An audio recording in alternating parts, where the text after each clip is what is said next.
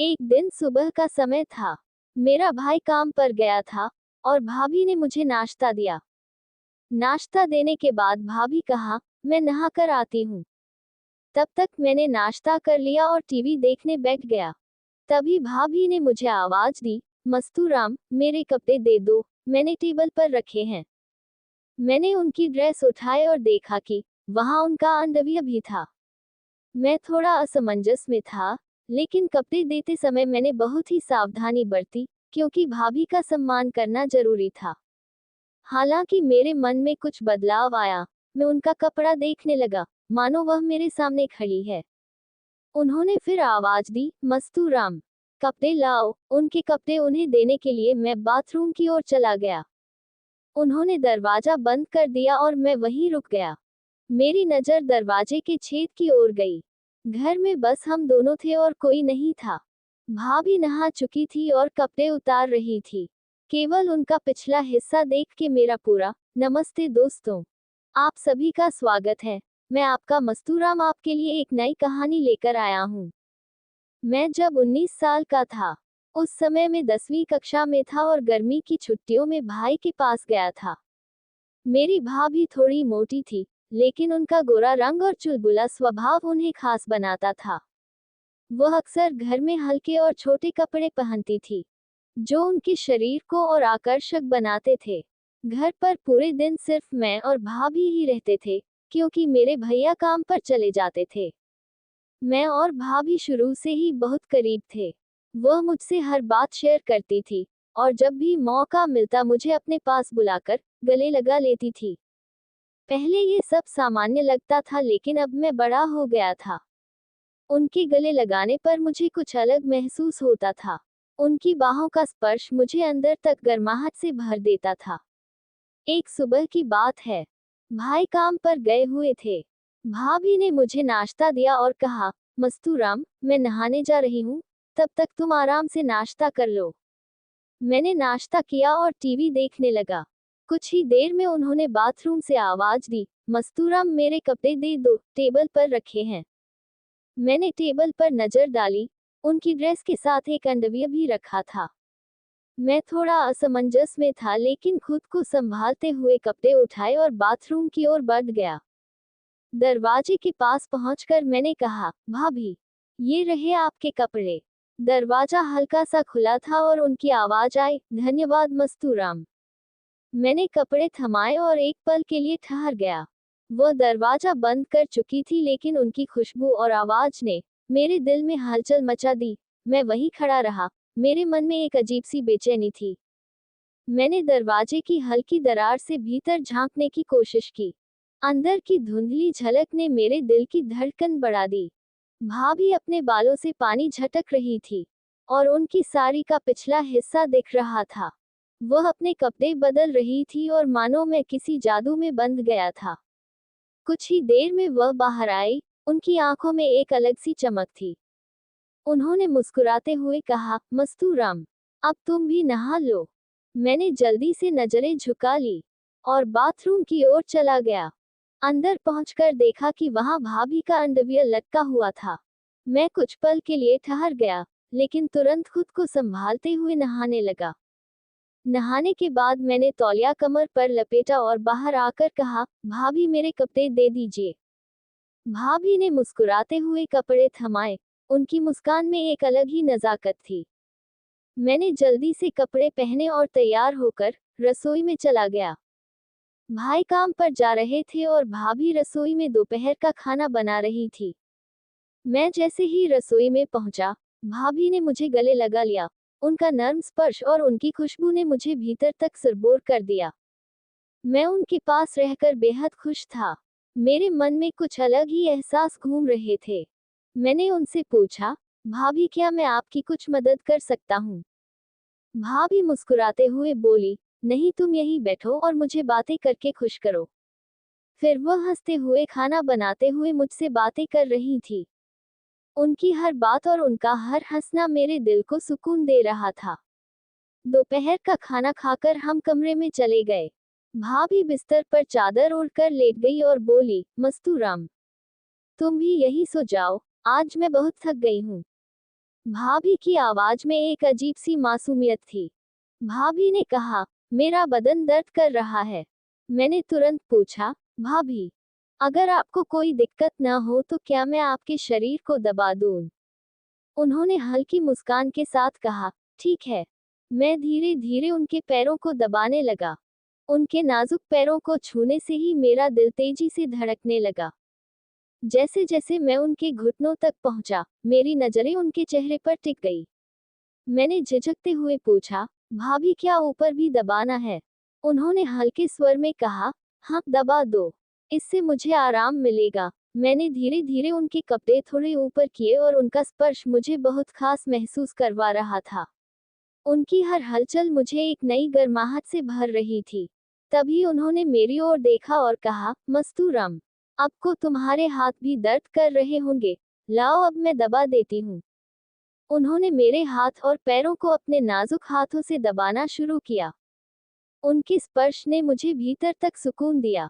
फिर मैंने उनसे धीरे से पूछा, भाभी, क्या मैं आपको गले लगा सकता हूँ? उन्होंने मुस्कुराते हुए कहा, क्यों नहीं, तुम ऐसे क्यों पूछते हो? तुम्हारा गले लगाना मुझे एक नई ऊर्जा और गर्मजोशी देता है। उनके इस जवाब ने मुझे और भी भावुक कर दिया। मैंने उन्हें गले लगाया और उस पल ऐसा महसूस हुआ, मानो सारी दुनिया ठहर गई हो। उनका आलिंगन मुझे हर चिंता और उलझन से दूर ले गया। गले मिलने के बाद हम दोनों थककर एक दूसरे के करीब महसूस करते हुए दोपहर को सो गए। हम गहरी नींद में खो गए और जब शाम हुई तो हमारी आंखें खुली। सभी बातें ध्यान से रखी गई क्योंकि शाम को मेरे भाई का घर लौटना था। जब वे काम से लौटे तो घर का माहौल खुशियों से भर गया था। भाभी ने कुछ खास पकवान बनाए थे, जिनसे घर का हर कोना महक उठा था और सभी के चेहरे पर मुस्कान खिल उठी थी। भाभी ने मेरे भाई के लिए बिस्तर नीचे हॉल में लगा दिया और फिर मैं भाभी के पास बिस्तर पर सो गया। हम दोनों की आदत थी कि हम दोपहर में अच्छी नींद लेते थे। यही कारण था कि रात में हमें नींद नहीं आती थी। रात के 2 बज रहे थे, लेकिन फिर भी मेरी आंखों में नींद नहीं थी। भाभी एक करवट से दूसरी करवट बदल रही थी, लेकिन वह भी नींद के बिना परेशान थी। कमरे में हल्का सा लाल बल्ब जल रहा था, जबकि बाकी कमरा पूरी तरह से अंधेरे में डूबा हुआ था। शांति भरे माहौल में हमारे मन में अजीब सी लहर दौड़ रही थी। हमारे बीच की नजदीकी और उस खास पल का रहस्य हमारे दिलों में धीरे धीरे घर बना रहा था। भाभी ने धीमी आवाज में कहा, शांत रहो मस्तूराम, शोर मत करो, सुबह के 3 बज रहे हैं। और फिर वह सो गई। सुबह हम दोनों देर से उठे। भाई ने भाभी को जगाया और कहा, जल्दी उठो, मैं काम पर जा रहा हूँ। हम दोनों उनकी आवाज सुनकर जाग गए और कुछ ही देर में नहाकर ताजगी से भरे हुए महसूस किए। भाभी ने मेरे लिए खास व्यंजन बनाए थे, ताकि दिन की शुरुआत अच्छी हो। रसोई से मेरे पसंदीदा पकवानों की महक ने जैसे घर को एक नए उजाले से भर दिया था। वह मुस्कुराकर मुझसे बोली, चलो अब नाश्ता कर लेते हैं। वह मुझे चाय और नाश्ता देकर फिर खुद नहाने चली गई। नाश्ता करते वक्त रात की घटनाएं मेरे मन में ताजगी के साथ घूम रही थी। तभी भाभी ने मुझे फिर से अपने कपड़े देने के लिए बुलाया। मुझे समझ में नहीं आ रहा था कि भाभी मुझे अपना क्या दिखाना चाहती थी। हर समय नहाने के टाइम में अपना कपड़ा मांगती थी। मैं कपड़े लेकर उसके पास गया और दरवाजे की दरार से उसे मैं फिर कपड़े बदलते हुए देखा। उसके चेहरे पर मुस्कान थी, जो मुझे बेहद आकर्षित कर रही थी। नहाने के बाद भाभी फिर से रसोई में जाकर कुछ बना रही थी और मेरे दिल में उसके प्रति और भी गहरी चाहत महसूस हो रही थी। मैंने भाभी से पूछा, भाभी खाना तैयार हो गया? उन्होंने मुस्कुराते हुए जवाब दिया, हाँ, थोड़ा सा बाकी है। फिर हमने कुछ देर बाद खाना खाया और आराम करने के लिए बिस्तर पर चले गए। मैं और भाभी एक ही चादर में सो गए। वह मुझे अपने करीब खींचते हुए गले लगाए और मैंने भी उसे अपने पास कसकर गले लगा लिया। फिर मैंने धीरे से उसकी तरफ देखा और कहा, क्या मैं आपसे कुछ पूछ सकता हूँ? उसने सोते हुए धीरे से कहा, हाँ पूछो। मैंने धीरे से पूछा, भाभी रात को पति पत्नी क्या करते हैं? वह मुस्कुरा दी और बोली, कुछ नहीं करते। फिर उसने हंसते हुए कहा, जो पति करते हैं वही करते हैं। जब तुम बड़े हो जाओगे या शादी कर लोगे तो सब समझ जाओगे। फिर भाभी ने धीरे से कहा, पति और पत्नी वही करते हैं जो उन दोनों का प्यार और व्यवहार होता है। मैंने कुछ चौंकते हुए पूछा, क्या भाभी सिर्फ पति पत्नी के लिए ही होता है? वह हंसते हुए बोली, नहीं, ये किसी के लिए भी हो सकता है, लेकिन इसे निजी रखना बहुत जरूरी है। यह एक रहस्य है, अगर किसी को पता चल गया तो परेशानी हो सकती है। मैंने थोड़ी देर सोचा और फिर बात बदलते हुए कहा, भाभी क्या हम आज कुछ नया कर सकते हैं, क्योंकि मुझे नींद नहीं आ रही है। भाभी मुस्कुराकर बोली, कोई बात नहीं, चलो ऐसे ही लेटे रहते हैं। फिर हम एक दूसरे को गले लगाकर शांत हो गए। उस समय हम दोनों के बीच एक अजीब सी मिठास थी, जैसे समय रुक सा गया हो। हम एक दूसरे की बाहों में खो गए और उस पल में एक अद्भुत अनुभव हुआ। मेरे दिल में अचानक एक हलचल सी हुई और मुझे बाथरूम जाने की जरूरत महसूस हुई। मैंने भाभी से कहा, भाभी मुझे बाथरूम जाना है। वह हंसते हुए बोली, ठीक है, मुझे भी जाना है। हम दोनों एक साथ बाथरूम गए। फिर मैंने धीरे से कहा, भाभी मुझे कुछ असुविधा हो रही है। वह नजदीक आए और बोली, क्या हुआ बताओ, कहाँ दर्द हो रहा है? मैंने धीरे से कहा, थोड़ी जलन हो रही है। भाभी तुरंत मुझे देखती हुई बोली, कोई बात नहीं, आराम से सो जाओ, जलन बंद हो जाएगी। उसकी आवाज में एक मीठी ताजगी थी, जो मुझे शांति दे रही थी। वह मुस्कुराए और बोली, अब सो जाओ, सब ठीक हो जाएगा। मैंने फिर से आराम से बिस्तर पर लेटते हुए उससे पूछा, क्या आपको लगता है कि अब सब ठीक है? वह मुस्कुराई और बोली, हाँ, तुम अब आराम से सो सकते हो। हम दोनों धीरे धीरे एक दूसरे की गर्मी में खो गए और समय मानो ठहर सा गया। मेरे और भाभी के बीच उस रात का सुकून और मिलन का एहसास दोनों के दिलों में एक गहरी कशिश छोड़ गया था। सुबह की ताजगी में जब सूरज की किरण कमरे में दाखिल हो रही थी, दोनों ने एक दूसरे की आंखों में बसी खास चमक देखी, जो कुछ कहने से ज्यादा अनकहा था। भाभी ने नजरें झुकाते हुए मुस्कुराते हुए कहा, मस्तूराम, मुझे ऐसा महसूस हो रहा है जैसे मैं प्यार के सागर में डूब रही हूँ। सन्नाटे दोनों एक दूसरे की ओर खींचे चले गए, जैसे अनकहे रिश्ते की शुरुआत हो रही थी, जिसमें कोई शब्द नहीं थे, सिर्फ एक दूसरे की मौजूदगी का एहसास था। मैंने भाभी की नजरों में खोते हुए उसका हाथ अपने हाथों में लिया और कहा, तुमसे मिलकर मुझे लगता है जैसे मैं सचमुच घर में हूँ। भाभी ने उसका हाथ थामते हुए धीरे से कहा, तुम हमेशा मेरे पास रहोगे, मुझे हमेशा तुम्हारा साथ चाहिए। मैंने हल्का सा मुस्कुराकर भाभी को अपनी तरफ खींच लिया और कहा, तुम्हारे बिना मेरी जिंदगी अधूरी है। दोनों का दिल तेजी से धड़कने लगा, जैसे दोनों की धड़कनें एक साथ मिल रही थी। फिर दोनों ने एक दूसरे को गले लगा लिया और एक अजीब सा सुखद एहसास उनके दिलों में समा गया, जैसे पूरी दुनिया उनके चारों ओर रुक सी गई हो।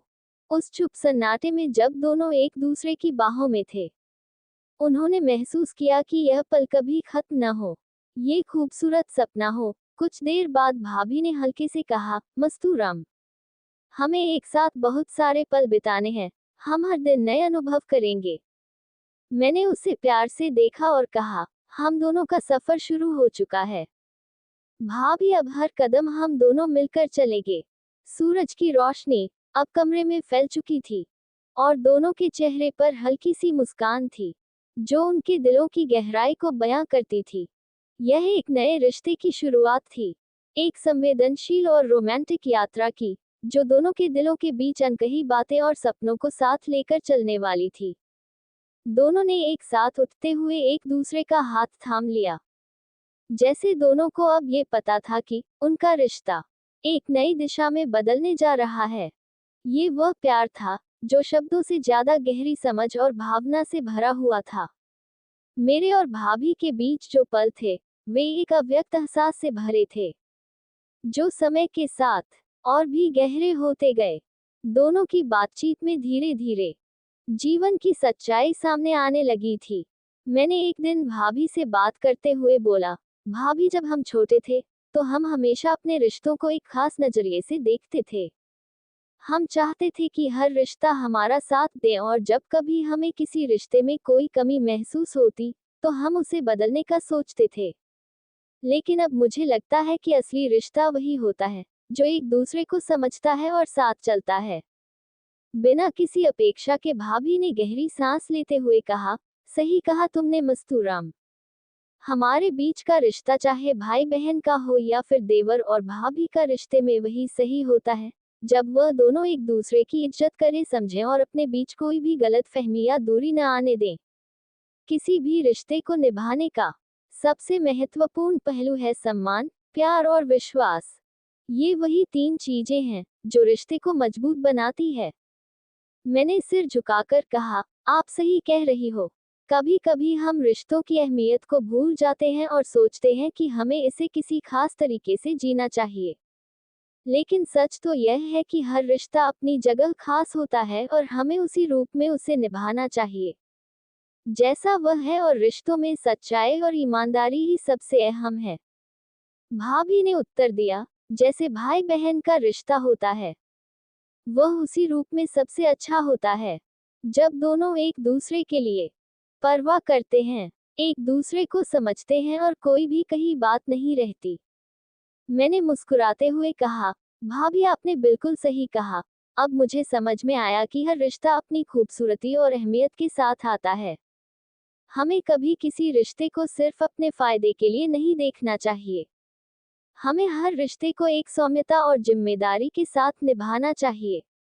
भाभी ने नजरें झुकाकर एक गहरी मुस्कान दी और बोली, हमेशा याद रखना, रिश्ते तभी मजबूत होते हैं जब उनमें समझ, इज्जत और प्यार होता है।